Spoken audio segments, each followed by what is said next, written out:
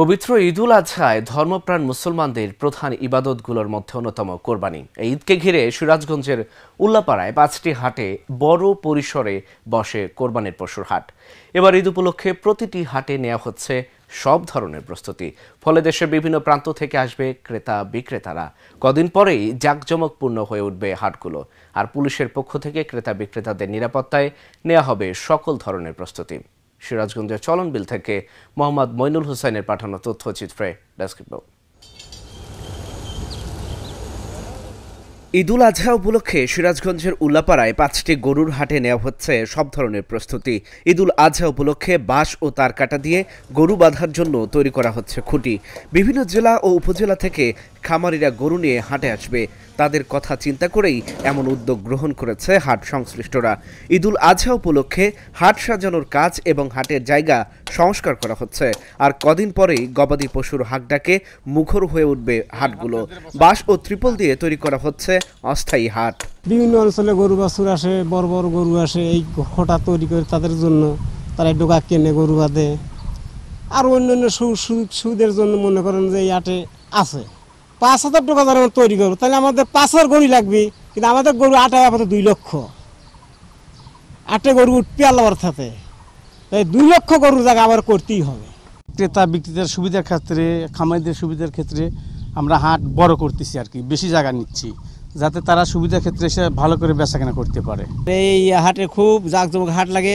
তো কুরবানি হাটে এমন হাট লাগে যে হে গরু ধরা জায়গা না পায়, অনেক মানুষ কষ্ট হয়, তাদের কষ্ট বিনিময়ে আমরা অনেক কাজ বাঁশকুটি দিয়ে তৈরি করতেছি, কষ্ট যাতে না হয় সুবিধার মতে আমরা অনেক তাদের লেগে আমরা। আর আমাদের হাট কমিটির লোক খুব কঠোরভাবে নিরাপত্তা দেয়, সব যাতে কোনো টাকা পয়সার কোনো সমস্যা না হয়, গরু বছর লিয়া যাতে সমস্যা না হয়, আসার ধরা যাতে সমস্যা নয়। কাজে আমরা হাটে অনেক দিন ধরে কাজ করি। ঈদের 1 মাস আগে থেকে হাট সাজানোর প্রস্তুতি নেন ইজারাদাররা এবং হাটে চুরি ছিনতাই রোধে কাজ করে স্বেচ্ছাসেবক টিম। স্থায়ী পশুর হাটের পাশে অস্থায়ী হাটের প্রস্তুতিও শেষ পর্যায়ে বলে জানালেন এই হাট ইজারাদার। তাদেরকে আমরা নিরাপত্তা দেই, খাওয়ার জায়গা, থাকার জায়গা, টাকা পয়সা রাখার ব্যবস্থা এবং মালামাল নিরাপদে রাখার ব্যবস্থা।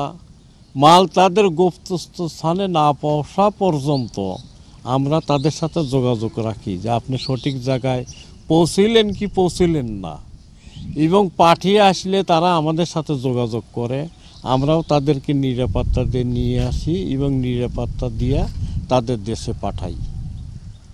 আর গরু আমাদের হাটে রাজশাহী, চাঁপাইনবাবগঞ্জ বিভিন্ন অঞ্চলের গরু আমাদের হাটে আসে, বাগাবাড়ি এবং ক্রেতারাও আসে। ঢাকা, নারায়ণগঞ্জ, ফতুল্লা, কুমিল্লা, চৌমনি, নোয়াখালী, চিটাগাং ইত্যাদি অন্যান্য দেশের থেকেও আসে, ব্যাপারীপত্র আসে এবং কোরবানিওয়ালাও আসে। আমরা তাদেরকে খুব সম্মান করি, তারাও আমাদের সুনাম সহিত তারা বিদায় নিয়ে চলে যায়। হাটে ক্রেতা ও বিক্রেতাদের নিরাপত্তার স্বার্থে পোশাকধারী পুলিশের পাশাপাশি সাদা পুলিশের টহলের ব্যবস্থা থাকবে। এছাড়াও মহাসড়কের পাশে যেই হাটগুলো আছে সেখানে পশু আনা নেয়ার কারণে যেন যানজটের সৃষ্টি না হয়, সেক্ষেত্রেও পুলিশের পক্ষ থেকে প্রস্তুতি গ্রহণ করা হবে বলে জানান সংশ্লিষ্ট কর্মকর্তা।